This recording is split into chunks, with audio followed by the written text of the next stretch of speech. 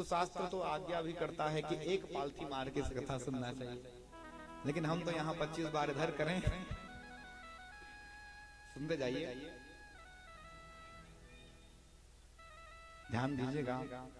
अगर शरीर में कोई कष्ट नहीं है ना तो सुखासन में आ जाए, और कष्ट है तो कुर्सी का सहारा ले सकते हैं। और यदि महाराज कुर्सी में बैठने में असमर्थ है तो पलंग में सो करके बैठे, लेकिन कथा में मन लग जाना चाहिए। और कई लोग तो बैठे हैं पालथी मार कर, लेकिन पैर दर्द कर रहा है, बोले व्यास जी कब कथा छोड़े, तो यहाँ से उठ के भागे, दिमाग उधर लगाया, तो कथा कल्याण करने वाला नहीं है। आगे कहे दूसरा नियम ये, कथा श्रोता कथा वक्ता दोनों को घी पीकर कथा गाना चाहिए और कथा सुनना चाहिए। तो इधर तो डॉक्टर ने पहले से मना करके रखा है, दवाई चल रहा है। क्यों भैया? कलयुग में लोगों को घी पीने का आदत कहाँ है? डॉक्टर ने मना करके रखा है। इसलिए महाराज कथा में कोई व्रत आवे तो उसको करें, यदि हो सके में दूध फल्ले में, क्योंकि दाल भात दबा के आएंगे ना तो नींद आएगा। यदि शरीर सक्षम है तो, नहीं तो फिर अगर शरीर सही नहीं है तो 5 बार भोजन करिए, लेकिन इतना भोजन करिएगा कि यहाँ कथा में बैठने के बाद महाराज नींद मत आवे। ठीक है? लिखा है यहाँ पर, भोजनम तो वरम मन्ये कथा श्रवणम कारकम नोपवासो वर प्रोक्ता कथा विघ्न करो यदि। भले आप 5 बार भोजन करिए, लेकिन कथा में मन लगना चाहिए।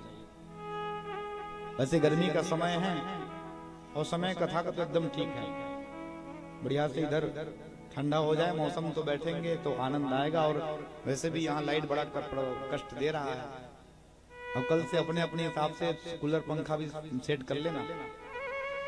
मैं बड़ा समय से देख रहा था, भाभी कष्ट में थी, क्यों हवा नहीं आ रहा था का? प्रेम से कहिए, लेकिन कुछ पाने के लिए तो कुछ खोना पड़ेगा भैया। हाँ प्यारे, कथा में बस नींद ना आवे इतना भोजन करें।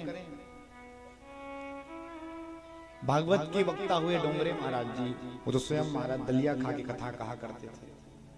बहुत अद्भुत कथा बात है। इसलिए जैसा स्वास्थ्य आपका स्वास्थ्य रहे, वैसा उत्साह बना रहे। सवेरे जल्दी उठने का प्रयास करें, ब्रह्मचर्य व्रत का पालन करें, शुद्धता का ध्यान रखें। और महाराज सनत कुमार बोले, ऐसी महाराज कथा गा रहे थे, तभी उसी नारद जी के पास जो आसन था उसी में भक्ति देवी आके प्रकट हो गई। ज्ञान वैराग्य भी आ गया।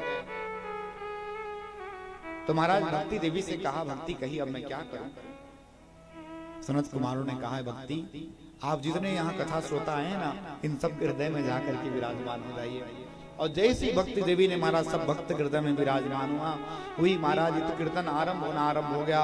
प्रहलादस्तधारी तरल गति तया चोद्धव कांशधारी बीणा धारी सुरऋषि कुस्वर कुशल दया राग करतो अनुभूतः इंद्रावाद मृदंग जय जग सुकरा कीर्तनेत कुमार यत्राग्रे भवक्ताः सचारो व्यास पुत्रो बभूव।